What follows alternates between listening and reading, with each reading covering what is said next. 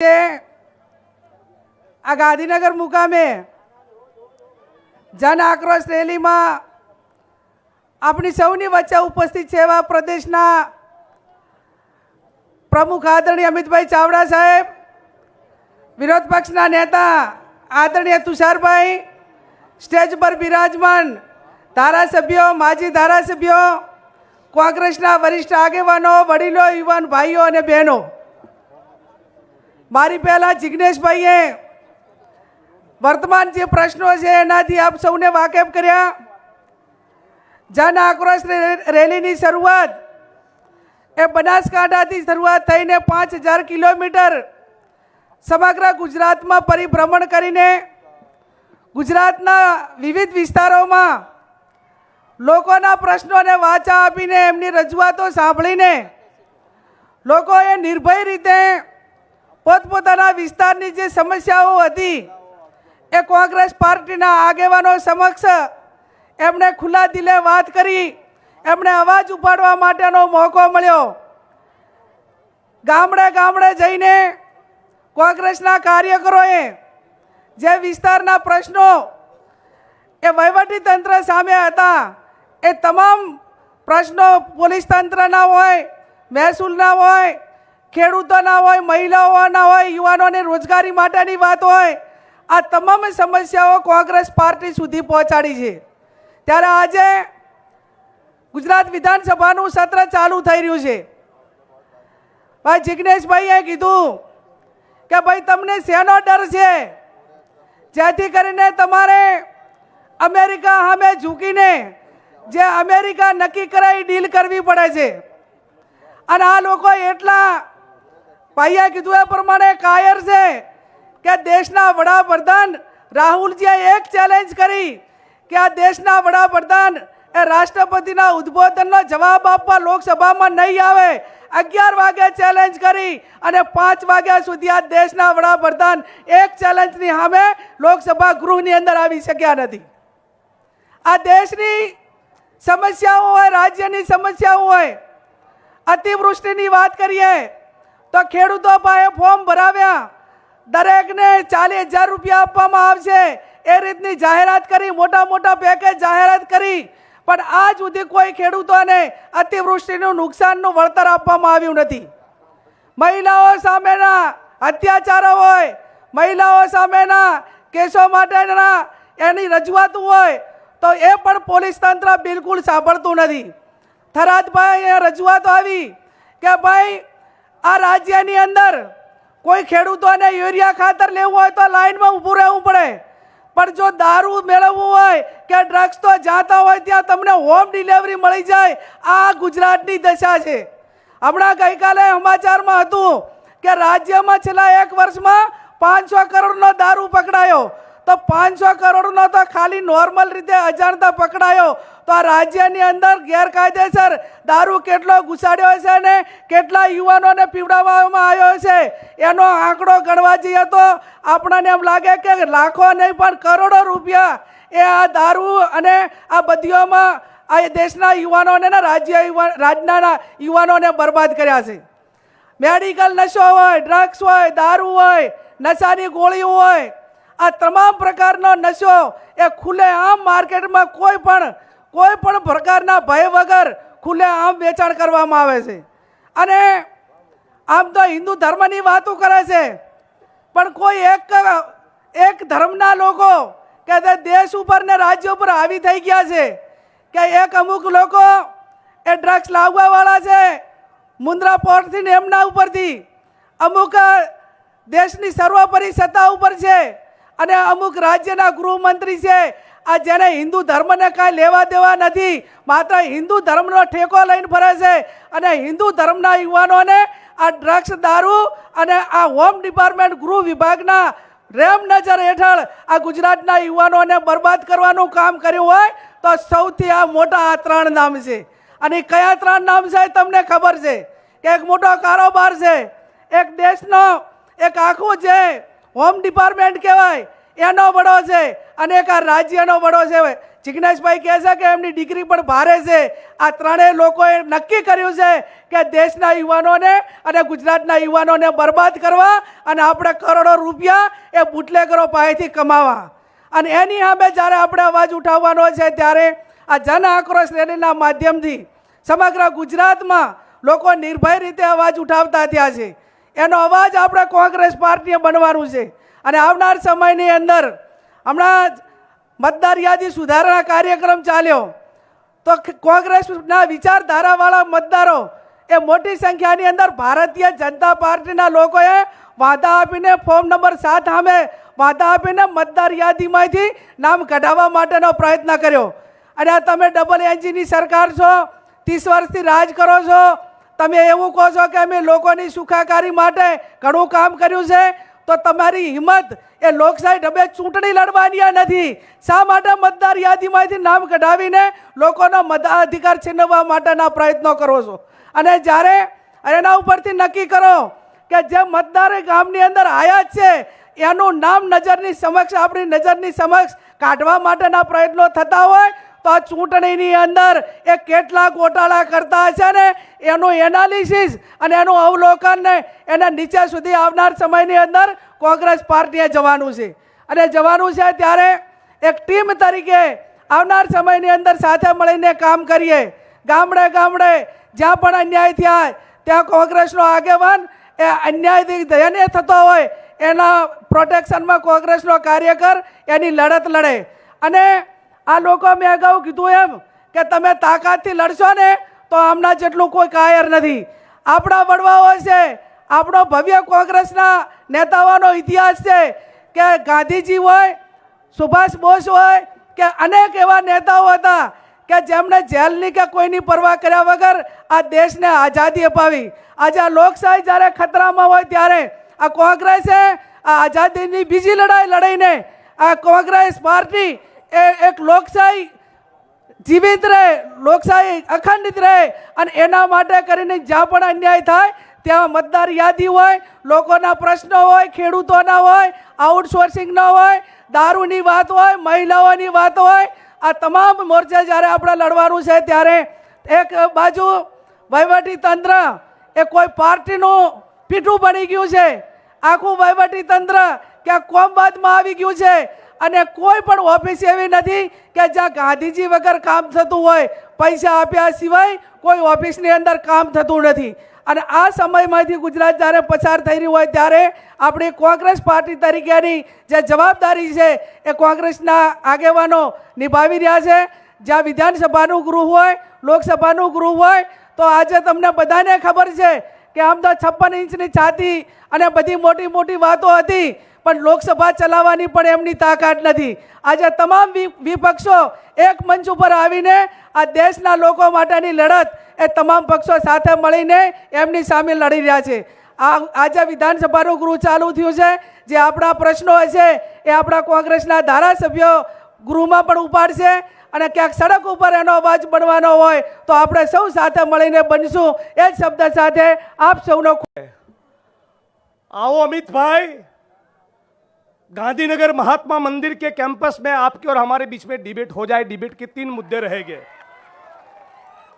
3 मुद्दों पर डिबेट हो जाए कि किसने करवाया हरेन पंड्या का खून, कौन है जिम्मेदार कौसर बी के ऊपर हुए बलात्कार के लिए, और तीसरा मुद्दा डिबेट का हो जाए गुजराती आर्किटेक्ट महिला मानसी. આ જન આક્રોશ રેલી એ ગુજરાતની જનતાને આત્માને ઝંઝોળવા માટે છે. અને એટલા માટે ઝંઝોળવા માટે છે કે આ ધરતી એ રવિશંકર મહારાજ, ઇન્દુલાલ યાજ્ઞિક અને નરસિંહ મહેતાની ધરતી છે. આ ગાંધી અને સરદારની ધરતી છે. અને એટલા માટે સમગ્ર ગુજરાતની 6.5 કરોડ જનતા એ સવાલ પૂછી રહી છે કે ભારતીય જનતા પાર્ટીના એક 56 ઇંચની છાતીવાળા નેતાનું ચરિત્ર એવું કેવું ઉજળું કે એપ્સ્ટીનની ફાઇલોમાં નામ આવ્યું છે. બહુ મોટા ઉપાડે દેશ ને દુનિયામાં જઈને ફાકા ફોજદારી કરો છો, હવે કેમ બોલતી બંધ થઈ ગઈ? આવો ને જવાબ આપો કે જેફરી એસ્ટિનની જોડે આ વિશ્વગુરુ, તમે શેની સલાહ લેવા જતા હતા? વિશ્વગુરુ 8 વર્ષની, 10 વર્ષની, 12 વર્ષની દીકરીઓ એને એક ટાપુ પર લઈ જઈ આ દેશ અને દુનિયાના પૂંજીપતિઓએ એમની ઉપર બળાત્કાર ગુજાર્યા.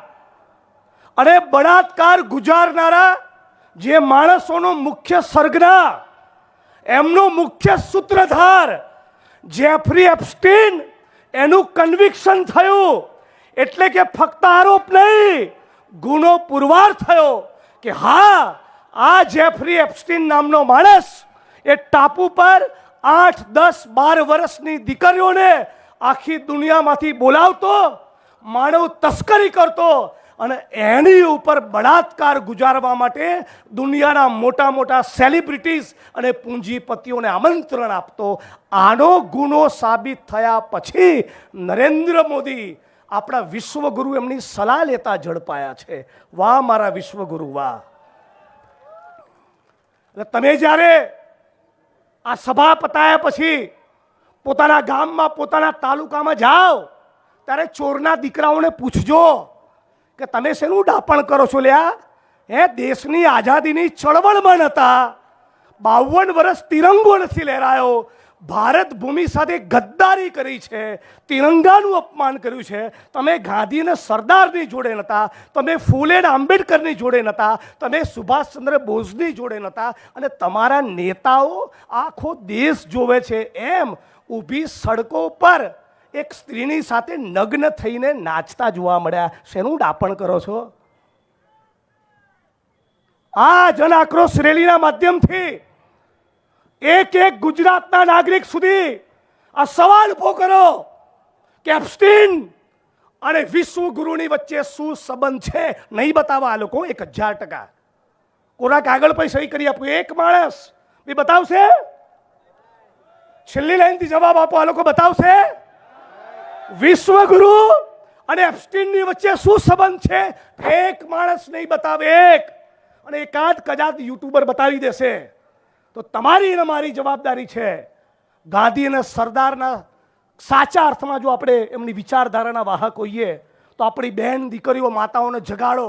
હું તો ભારતીય જનતા પાર્ટીને વોટ આપનારા મતદારોને પણ કહું છું, હજી ધરાયા ના હોય અને ત્યાં જ વોટ આપવો હોય તો લોકશાહી તમારી ચોઈસ, પણ તમારી બહેન દીકરીઓ, માતાઓને એટલું કરજો, કમલમના દરવાજે ના મોકલતા.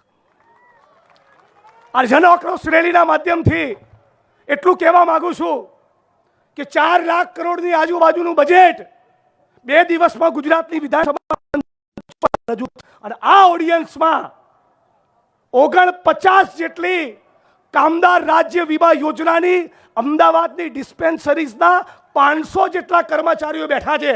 તાળીઓનો આવકાર આપો એટલે ખબર પડે, 4 મહિનાથી આ 400થી વધારે કર્મચારીઓનો પગાર નથી થયો. એટલે આ મંચ એ માંગ લઈને ઊભું છે કે આ તમામ કર્મચારીઓનો તો પગાર થાય, પણ સમગ્ર ગુજરાતમાંથી ફિક્સ પગાર, આઉટસોર્સિંગ અને કોન્ટ્રાક્ટ સિસ્ટમને કાયમ માટે ચોકડી મારવામાં આવે. આ મંચ એ નારો બુલંદ કરવા માટે છે કે ગુજરાતના ખેડૂતોના દેવા માફ કરો અને ડ્રગ્સનો કાળો કારોબાર સાફ કરો. હું ફરી એકવાર ઇન્દ્ર વિજયભાઈની જેમ NSUI માટે ઈચ્છું છું, તાળીઓનો આવકાર થઈ જાય. ગુજરાતના 200 કોલેજ કેમ્પસમાં જઈને પ્રતિજ્ઞાઓ લેવડાવી. હમણાં થોડાક દિવસ પૂર્વે મેં વડગામ વિધાનસભાના દેવી પૂજક, ઠાકોર, દલિત, માજી રાણા, આ કેટલાક સમાજની વિધવા બહેનોનો મળ્યો. દારૂના દૂષણના કારણે સેંકડોની તાદાદમાં હજારોની હજાર બેન દીકરીઓ, માતાઓ વિધવા થઈ. 70,000 કરોડનું ડ્રગ્સ, ટુ બી પ્રિસાઇઝ 72,000 કરોડનું ડ્રગ્સ એ ગુજરાતના દરિયાકાંઠે પકડાયું. અને પેલો 8 ચોપડી કહે છે આમાં મારી જોડે ડિબેટ કરો, અને મારો ડ્રાઈવરે તારી જોડે ડિબેટ ના કરે. વડગામમાં આવે તો મોટા પડે, અડધી લાટે મને ફોન કરો. આ ભર બપોરે તમને કહીએ છીએ મજૂરામાંથી બંધ કરાવો ને દારૂના અડ્ડા. ગુજરાતના મુખ્યમંત્રી ભૂપેન્દ્રભાઈ પટેલના વિધાનસભા ઘાટલોડિયામાંથી બંધ કરાવો ને દારૂના, એટલે ખબર પડે. ચરસ, ગાજો, દારૂ અને ડ્રગ્સના કાળા કારોબારમાંથી ગુજરાતનો જે પણ મંત્રી કમાય એ ગુજરાતની આ ભૂમિનો ગદ્દાર કહેવાય. એ કહેવા માટે મંચ ઉપર આવ્યો છું. આપ તમામ લોકોને મારી વાણીને વિરામ આપતા પહેલા એટલું કહીશ કે આ સંઘીઓ છે ને એ ગમે તેટલો ફાટવા કરે, ભલે 150 સીટા, એક નંબરના કાયર છે, બુઝદિલ. આમનો ઇતિહાસ ગદ્દારીનો અને બુઝદિલીનો છે. આ ખોટા કેસ કરવા સિવાય અમની કોઈ ત્રેવડ જ નથી. એટલે આમની સામે તો છાતી ખોલીને લડો, ગુજરાતના ખૂણે ખૂણે લડો. અને ગુજરાતની વર્તમાન અને આવનારી પેઢીને થવું જોઈએ કે ચરસ, ગાંજો, દારૂ, ડ્રગ્સના મુદ્દે કોઈએ સાચા અર્થમાં ઇન્કલાબ કર્યો હોય તો ઇન્ડિયન નેશનલ કોંગ્રેસ અને કોંગ્રેસ પાર્ટીએ કરીને બતાવ્યો. આજે છેલ્લી મારી વાત કરીને વાણીને વિરામ આપું છું. તાલુકા જિલ્લા પંચાયતની ચૂંટણીઓ છે. તાલુકા જિલ્લા પંચાયતની ચૂંટણીમાં પૂરી તાકાત, પૂરા ઉત્સાહ અને જોમથી આપણે બધા જો મચી પડીએ અને અદ્ભુત પરિણામ આવે તો મને લાગે છે કે 2027નો દરવાજો પણ આપણા માટે ખુલશે. આ મંચ ઉપર તુષારભાઈ ચૌધરી અને અમિતભાઈ આપણા પ્રદેશ પ્રમુખ માટે પણ તાળીઓનો આવકાર થાય. 5000 કિલોમીટરની એમણે યાત્રા કરી છે. આ તપસ્યા એમની એળે નહીં જાય. આપ તમામ લોકો મોટી સંખ્યામાં ગુજરાતના ખૂણે ખૂણેથી ઉપસ્થિત થયા છે. આપ તમામ લોકોનું હું સેલ્યુટ કરું છું, વંદન કરું છું. મારી સાથે એક નારો લગાવજો. હું કહીશ લડેંગે અને તમારે કહેવાનું જીતેંગે. અને હું બીજો નારો લગાવીશ કે ધરતી અપને આપ કી નહીં કિસી કે બાપ કી.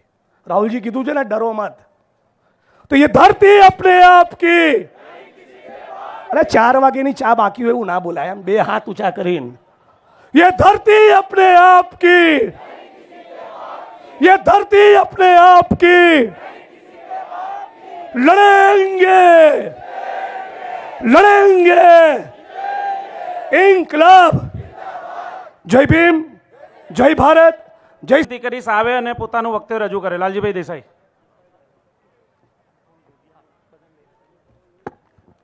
સમય ખૂબ ગયો છે, સમજી શકાય, પણ ઉકળાટ પણ એટલો જ છે. જનતાનો આક્રોશ છે, ઉકળાટ છે. અને આ ઉકળાટ ગાંધીનગરની ગાદીએ ગુજરાતની જનતાને ગુમરાહ કરીને 30 વર્ષથી રાજ કરનાર એ સંઘીઓ સામેનો આ ઉકળાટ છે.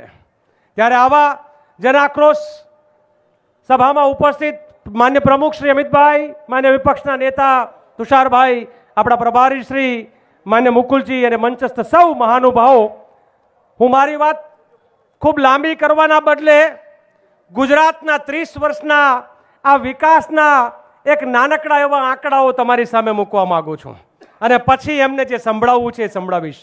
એ કહે છે કે અમે ગુજરાત મોડલ 30 વર્ષથી ગુજરાતમાં રાજ કરે અને તેમ છતાં ગુજરાતના 40% બાળકો એ કુપોષણ હોય તો તમે કોનો વિકાસ કર્યો એ સવાલ મારે તમને પૂછવો છે. તમે કહો છો કે ગુજરાતનું મોડલ, તો ગુજરાતના 50% બાળકો એ ખાનગી શાળાઓમાં ભણે એટલે તમે શિક્ષણનો વેપાર કરી અને ગરીબોના બાળકોના અંગૂઠા કાપવાનો, એકલવ્ય બનાવવાનો જે ધંધો આદર્યો છે એનો તમારે હિસાબ આપવાની જરૂર છે. તમે કહો છો ગુજરાતનો વિકાસ, ગુજરાત મોડલ નથી, મોદાણી મોડલ છે. આ મોદી, અદાણી અને અંબાણી એ ભેગા થઈને જે ધંધો કરે એને મોદાણી મોડલ કહેવાય. આ મોદાણી મોડલના કારણે મારા ગુજરાતના ખેડૂતોના ખેતરોમાં એના દિલ ઉપર જે છે એ અદાણીના થાંભલાઓ તમે નાખો છો. મારી બેન દીકરીઓને તમે ઢસડીને ખેંચી જાઓ છો. તમને શરમ નથી આવતી? કયા ગુજરાત મોડલની તમે વાત કરો છો? ગાંધીનગરની ગાદીએ બેઠેલા આ 161 ને તો હું નહીં કહું, પણ એમાંના મોટા ભાગના આખલાઓ ગુજરાતના ગૌચર ચરી જાય છે અને એમ કહેવાની જરૂર છે કે તમે ગાય માતાના ગૌચર ચરી જાઓ છો. તમારાથી તે મોટા આખલા કોણ છે ગુજરાતમાં? આ ગુજરાતના આ ભાઈ જિગ્નેશભાઈ હમણાં એપ્સ્ટીન ફાઇલની વાત કરતા હતા. આ મને અમેરિકા સુધી નથી જવું જિગ્નેશભાઈ. મારા નલિયાની અંદર એ ભારતીય જનતા પાર્ટીની શિબિરમાં એ પોતાના ગળામાં કાર્ડ આપી અને બેન દીકરીઓ પર જે બળાત્કાર કરનારા હતા એ આ જ સંઘીઓ આ જ ભાજપીઓ હતા. એટલે એને કહેવાય બળાત્કારી જનતા પાર્ટી. આવી બેન દીકરીઓ પર અને હું આંકડા આપીશ તમને મીડિયાના માધ્યમથી. ગુજરાતમાં રોજ બળાત્કાર કેટલા થાય છે એના આંકડા તમને મારે કહેવા છે. ક્યાં બેન દીકરીઓ સલામત છે ગુજરાતમાં? આપણી ગુજરાતની અંદર રોજે રોજ 6 થી 7 બળાત્કાર થાય છે. આ ગુજરાતમાં રોજ 25 આત્મહત્યાઓ થાય છે. આ ગુજરાતમાં રોજ 4 હત્યાઓ થાય છે. તમે ક્યાં ગુજરાતને સલામત? અને થતાંય પેલા 9મું નપાસ એમ કે છે કે ગુજરાત સલામત હાથોમાં છે. આ ગુજરાતના માલધારીઓ જે દૂધ પેદા કરે છે એ દૂધના ભાવોની સામે અને ખેડૂતો જે અનાજ પેદા કરે છે એ અનાજના સામે અત્યારે અમેરિકા સાથે થયેલી મુજબ બહાર વેચવું હશે તો 18% એને ટેરિફ આપવું પડશે. અમેરિકાનો માલ એ ગુજરાતમાં આવશે ત્યારે એની ઉપર 0% ટેક્સ હશે. આ ટેરિફના કારણે ગુજરાતના ખેડૂતો, ગુજરાતના પશુપાલકો બરબાદ થશે ત્યારે કયો ગુજરાતનો વિકાસ થશે? આ સવાલ એ લોકોને પૂછવો છે. આટલેથી અટકી નથી જતું. 1 લાખ મકાનો ડિમોલિશન થવાનું છે. અમારા ગુજરાતના ગરીબો કે જેના 2 પેઢી સુધી પરસેવો પાડી, કેશવનગરના ઠાકોર હોય કે ઓઢવના રબારી હોય કે પ્રીતમનગર કે આંબાવાડી વિસ્તારના લોકો હોય કે અંબાજીના હોય કે દ્વારકાના હોય, 2 પેઢી પરસેવો પાડે છે ત્યારે એક રહેવા માટેનું મકાન બને છે. તમને લાજ શરમ નથી આવતી કે ગરીબોના ઘર ઉપર તમે બુલડોઝર ફેરવો છો? તમારું કામ તો ગુજરાતના લોકોને રહેવા માટેનું ઘર આપવાનું હોય, એના બદલે તમે એ બુલડોઝરથી ઘર તોડો છો, એમના સપનાઓ તોડો છો. તમને શરમ આવવી જોઈએ કે તમે માત્ર ને માત્ર પ્રચારથી. અને મારે એક વાતનો મને આનંદ અને ઉત્સાહ એ કે તમે બજાર માંડીને બેઠા છો. ભારતીય જનતા પાર્ટીના લોકો તમે બજાર માંડીને બેઠા છો. તમે બધું જ ખરીદો છો. એ ધારાસભ્યો ખરીદો છો, જિલ્લા પંચાયતો ખરીદો છો, સંસદમાં પણ તમે ખરીદીગારી કરો છો. પણ અમુક પાર્ટીઓ તો એવી છે કે અહીંથી જે કાયરતા અનુભવે ને તમારા ભેગા આવે તો ભલે આવે, પણ આ મંચ હોય તો ઓડિયન્સ હોય. ગુજરાતમાં કોંગ્રેસીઓ ક્યારે ખૂટવાના નથી, ખૂટ્યા નથી. ઘેર ઘેર અને ગામો ગામ. મને અમિતભાઈ, ભરતભાઈ, હમણાં મુકુલજી એક ભાજપના બહુ જ મોટા નેતા મળ્યા, પૂર્વ મહાસચિવ. એમણે કીધું હવે ભાજપના નેતાઓ આપણને કહે છે એ કોંગ્રેસીઓ તમે થોડા આક્રમક બનો. તમારા 35% મત તો ગામડામાં એમ છે. અમે લોકો મથીને થયા થાક્યા પણ તમારા મત તૂટતા નથી. કોંગ્રેસ સાથે જોડાયેલા લોકો આજે પણ અકબંધ છે. આપણે માત્ર એના ઘર સુધી પહોંચવાની જરૂર છે. આવનારા સમયમાં આપણે લોકો ત્યાં સુધી પહોંચીએ, આ જ આશા અપેક્ષા છે. સાથે સાથે મારે જે કહેવું છે, ગુજરાતમાં રોજ 3 લાખ કરોડનું દારૂ ને ડ્રગ્સ આવે છે. આના હપ્તા ક્યાં જાય છે? આના હપ્તા કમલમમાં જાય છે અને કમલમ વાળા એ પૈસા જે છે એ ચૂંટણીઓના પ્રચારમાં ખર્ચે છે. આ દારૂ અને ડ્રગ્સના રોજના જે હપ્તાઓ છે એની સામેની લડાઈઓ મારી બેન દીકરીઓ અને યુથ કોંગ્રેસ હોય કે NSCI હોય કે ભાઈ જિગ્નેશ જે છે એનું નેતૃત્વ લેતા હોય ત્યારે આપણે લડવાની જરૂર છે. અમિતભાઈ અને તુષારભાઈ જન આક્રોશ છે, સમગ્ર ગુજરાત આક્રોશમાં છે. ત્યારે વિધાનસભાના પટાંગણમાં આપણે સૌ છે અને આપણે આક્રોશ વ્યક્ત કરવાનો છે. ત્યારે આપણે એક સાથે વિધાનસભા તરફ કૂચ કરવી જોઈએ. કરવી જોઈએ કે નહીં? કરવી જોઈએ કે નહીં? આપણે સૌએ અન્યાય થાય છે એના વિરોધમાં ન્યાય મેળવવા માટે અત્યારે આપણે એનો જવાબ મેળવવાનો છે. અને એના માટે અત્યારે મુખ્યમંત્રીને પૂછવાનું, ઉપમુખ્યમંત્રીને પૂછવાનું કે અમારા સાથે અન્યાય કેમ થાય છે અને અમારા લોકોને કેમ દબાવવામાં આવે છે, કચડવામાં આવે છે. જ્યારે પણ આપણે કોઈ પ્રશ્નને લઈને જતા હોય, કલેક્ટર આપણને મુલાકાત નથી આપતા. જ્યારે ડ્રગ્સના મુદ્દે આપણે કોલેજોમાં જતા હોય, કોઈ કાર્યક્રમ કરતા હોય ત્યારે આપણા પર દમન ગુજારવામાં આવે છે. આપણી જમીન પર જીબીના થાંભલા નાખવામાં આવે છે. આપણી જમીનને સંપાદનમાં લેવામાં આવે છે. આપણું જળ જંગલ ચોરી જાય છે અને આપણે એનો આક્રોશ વ્યક્ત કરવા જાય છે ત્યારે આપણને જેલના સળિયા પાછળ નાખવાનું ષડયંત્ર આ ચોર લુચ્ચી ભાજપની સરકાર કરે છે. પરંતુ હવે નહીં, હવે આપણે એક મંચ પર એકત્રિત થયા છે. આપણને મુકુલ વાસનિકજી જેવા નેતાની આગેવાની મળી છે, અમિત ચાવડાજીની આગેવાની મળી છે, તુષારભાઈ ચૌધરીની આગેવાની મળી છે. ત્યારે એમની આગેવાનીમાં આપણે સફળતાથી વિધાનસભા તરફ કૂચ કરવી જોઈએ અને આપણા પ્રશ્નનું નિરાકરણ ન થાય ત્યાં સુધી વિધાનસભાનો ઘેરાવો કરવો જોઈએ. જ્યાં સુધી આપણે લડશું નહીં ત્યાં સુધી આ નાલાયક સરકાર આપણી સાથે અન્યાય કરતું જ રહેશે અને ન્યાય મેળવવા માટે આપણે લડવું જ પડશે. આપણા નેતા રાહુલજી પણ કહે છે, ડરો મત, લડો, ઝૂકો મત, લડો. અને આપણી પાસે અત્યારે લડવાનો ખૂબ સારો સમય છે. તાલુકા પંચાયત, જિલ્લા પંચાયતમાં પણ આ નારંગી ગેંગના ચોર લોકો આપણા ફળિયામાં, ગામમાં આવશે, પરંતુ આપણે એમને ઘૂસવા દેવાનું નથી. સૌએ એક સાથે એક અવાજમાં બોલો, ભારત માતા કી, કોંગ્રેસ, કોંગ્રેસ. સૌનો આભાર, સૌને જય જોહાર. ખૂબ ખૂબ આભાર આનંદભાઈ. આપણી વચ્ચે ઉપસ્થિત રાજ્યસભાના પૂર્વ સાંસદ અને એઆઈસીસીના CWCના મેમ્બર એવા શ્રી અમીબેન યાજ્ઞિકને વિનંતી કરીશ કે આવે ને પોતાનું વક્તવ્ય રજૂ કરે. અમીબેન.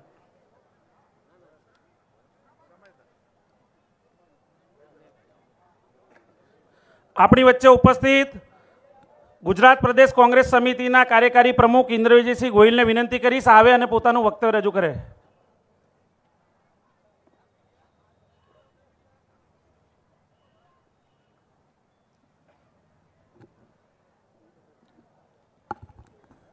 સમગ્ર ગુજરાત રાજ્યમાંથી પધારેલા કોંગ્રેસ પક્ષની જનયાત્રામાં ઉપસ્થિત તમામ આગેવાનો, મંચ ઉપર ઉપસ્થિત કોંગ્રેસ પક્ષના તમામ આગેવાનો, હું સૌ પ્રથમ તો અભિનંદન આપું છું ગુજરાત પ્રદેશ કોંગ્રેસ સમિતિના પ્રમુખ ભાઈ શ્રી અમિતભાઈ ચાવડા અને વિધાનસભામાં કોંગ્રેસ પક્ષના નેતા તુષારભાઈ ચૌધરીને કે સમગ્ર ગુજરાત રાજ્યમાં જન આક્રોશ યાત્રાના માધ્યમથી સમગ્ર ગુજરાત રાજ્યની પ્રજાના દિલમાં જે વેદના છે, જે આક્રોશ છે, એને સમગ્ર ગુજરાત રાજ્યમાં એક પ્લેટફોર્મ આપવાનું કામ કર્યું છે અને એમનો વિશ્વાસ જીતવાનું કામ કર્યું છે.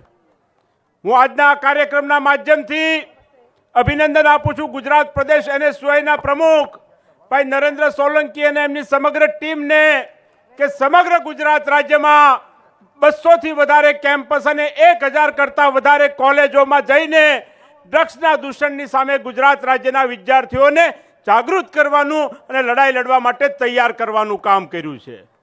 સમગ્ર ગુજરાત રાજ્યમાં જુદા જુદા કેમ્પસની મુલાકાત દરમિયાન અનેક જગ્યાએ NSYના મિત્રોએ રેડ પણ પાડી અને ખૂબ મોટી સંખ્યામાં જુદા જુદા યુનિવર્સિટીના કેમ્પસમાં હજારોની સંખ્યામાં દારૂની બોટલો, ડ્રગ્સ અને ગાંજો જેવા દૂષણો મળી આવ્યા છે. હું અભિનંદન આપું છું આજના કાર્યક્રમના માધ્યમથી ગુજરાત પ્રદેશ કોંગ્રેસ સમિતિના કિસાન સેલના ચેરમેન ભાઈ પાલ આંબલિયા અને એમની સમગ્ર ટીમને કે સમગ્ર ગુજરાત રાજ્યમાં ખેડૂતોના મુદ્દાઓને લઈને સતત સંઘર્ષ કરવાને કારણે ગુજરાત રાજ્યના ખેડૂતોનો વિશ્વાસ પણ જીતવા માટે સફળ થયા છીએ. સમગ્ર ગુજરાત રાજ્યમાં અનેક મુદ્દાઓ છે. ગુજરાત રાજ્યનો યુવાન રોજગારીનો પ્રશ્ન હોય, ફિક્સ સ્કેલનો પ્રશ્ન હોય, આઉટસોર્સિંગનો પ્રશ્ન હોય, કોન્ટ્રાક્ટ સિસ્ટમનો પ્રશ્ન હોય, આ તમામ પ્રશ્નોને લઈને સરકારની સામે એક આક્રોશ ધરાવે છે. ગુજરાત રાજ્યની માતાઓ અને બહેનો મોંઘવારીથી ત્રસ્ત અને પરેશાન છે અને એમનો આક્રોશ પણ આપણને આપણી આજની આ સભામાં જોવા મળી શકે છે. ગુજરાત રાજ્યનો ખેડૂત હોય એ પણ એમના મુદ્દાઓને લઈને સરકારની સામે આક્રોશમાં હોય. ગુજરાત રાજ્યના SC અને ST વર્ગના ભાઈઓ અને બહેનો સરકારની દમનકારી નીતિને કારણે આજે ત્રસ્ત અને પરેશાન હોય, એના માટે પણ કોંગ્રેસ પક્ષ સતત લડાઈ લડતી આવી છે. ત્યારે આવનારા દિવસોમાં ગુજરાતની પ્રજાનો આ આક્રોશ માત્ર આજની આ સફળ સભા સુધી નહીં, પરંતુ ગુજરાત રાજ્યમાં સત્તા પરિવર્તન સુધી પહોંચે એવી હું આજના કાર્યક્રમના માધ્યમથી અપેક્ષા રાખું છું. સમગ્ર ગુજરાત રાજ્યમાં આપણી લડાઈ જે લોકો સાથે છે એ લોકો કોઈ પણ સિદ્ધાંત કે નીતિ નિયમમાં માનતા નથી. ચૂંટણી જીતવા માટે કોંગ્રેસના મતદારોના નામ મતદાર યાદીમાંથી કઈ રીતે કમી કરાવવા એની દિશામાં આગળ વધતા હોય તો એની સામે આપણે જાગૃત રહેવું પડશે. એ જાણશે કે ગુજરાત રાજ્યની પ્રજાનો આક્રોશ એમને સત્તા પરિવર્તન કે સત્તાથી દૂર કરી શકે પ્રકારની પરિસ્થિતિ ઊભી થઈ છે, ત્યારે ધર્મના નામે લોકોને લડાવવાનો અને ઝઘડાવવાનો પ્રયત્ન કરશે. એના સામે પણ આપણે સૌએ સાવચેત રહેવું પડશે. અને ત્યારબાદ પણ એવું લાગશે કે કોંગ્રેસને આ વખતે ગુજરાત રાજ્યમાંથી ગુજરાત રાજ્યની જે જનતાનો આક્રોશ છે, આ આક્રોશ અમને પદભ્રષ્ટ કરશે, ત્યારે જુદા જુદા પોતાની બી ટીમમાંના મારફતથી જુદા જુદા પક્ષ ઊભા કરીને મતોનું વિભાજન કરવાના પણ પ્રયત્નો ભૂતકાળની જેમ કરશે. ત્યારે આપણે સૌએ જાગૃત રહીને આવનારા દિવસોની અંદર આપણા સૌના માર્ગદર્શક આદરણીય મુકુલ વાસનિકજીના માર્ગદર્શનની નીચે ગુજરાત રાજ્યનો ખેડૂત હોય, ગુજરાત રાજ્યનો યુવાન હોય, ગુજરાત રાજ્યનો વિદ્યાર્થી હોય, ગુજરાત રાજ્યનો વેપારી હોય, ગુજરાત રાજ્યનો કર્મચારી હોય, ગુજરાત રાજ્યની મહિલા હોય, આ તમામ લોકોનો આક્રોશ ગુજરાત રાજ્યમાં સત્તા પરિવર્તન કરી